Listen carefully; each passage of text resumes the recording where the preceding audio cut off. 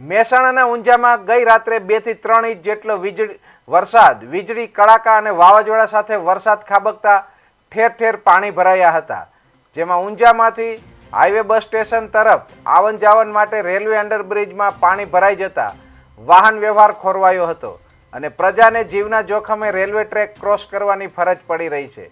Unjha નગરમાંથી highway પર આવન જાવન માટે રેલવે ફૂટ ઓવરબ્રિજની વર્ષો જૂની માગણી છતાં સરકાર તરફથી આંખ આડા કાન કરાતા પ્રજાને પારાવાર મુશ્કેલી પડતા રાહદારીઓમાં આજે ભારો આક્રોશ જોવા મળ્યો છે. જ્યારે આ પ્રકારે વરસાદી સિઝનમાં હાઈવે પર જવા આવવા માટે પગદંડીનો રસ્તો બંધ થાય ત્યારે પગદંડીની વૈકલ્પિક વ્યવસ્થા નહીં હોવાથી પ્રજાને ફરજિયાતપણે જીવ જોખમે આવન જાવન કરવી પડી રહી છે. આ બાબતે સરકાર તરફથી પણ સત્વરે પગલાં લેવાય અને ઝડપથી ફૂટ ઓવરબ્રિજની વ્યવસ્થા કરાય તેવી માંગ ઊંઝાવાસીઓમાં સાર્વત્રિક બની છે.